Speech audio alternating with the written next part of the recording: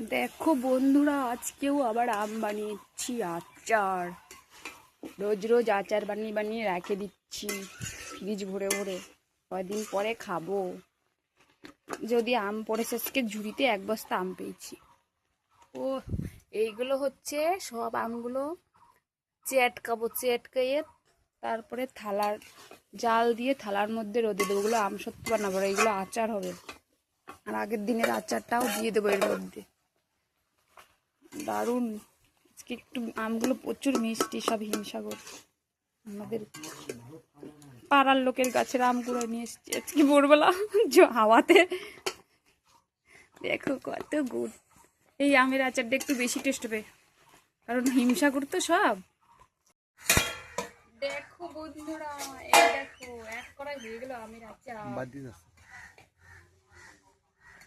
আর এই দেখো, এতদিন এই গামলাতে আমগুলো হচ্ছে রোদে দিয়েছিলাম, এবার গরমে ভরছি মশলা।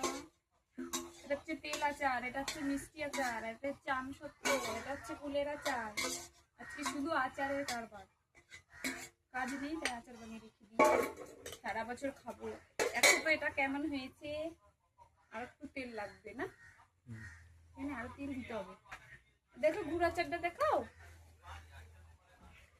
দাঁড়াও, এটা কেমন হয়েছে বন্ধুরা? বলো কেমন হয়েছে, কে খাবে আমের আচার? এখনই আমি ভিডিওটা ছাড়বো, জেঠি বলবে দিয়ে যাও, কাকি বলবে দিয়ে যাও, মামি বলবে দিয়ে যাও। সবাই আগের দিন জেঠি আমের আচার ছাড়ছি, জেঠি বলে কি আমাকে দিয়ে যা, একা একা খাচ্ছিস তুই আর ভিডিও বানাচ্ছিস। হয়ে গেছে, বন্ধ করে দাও।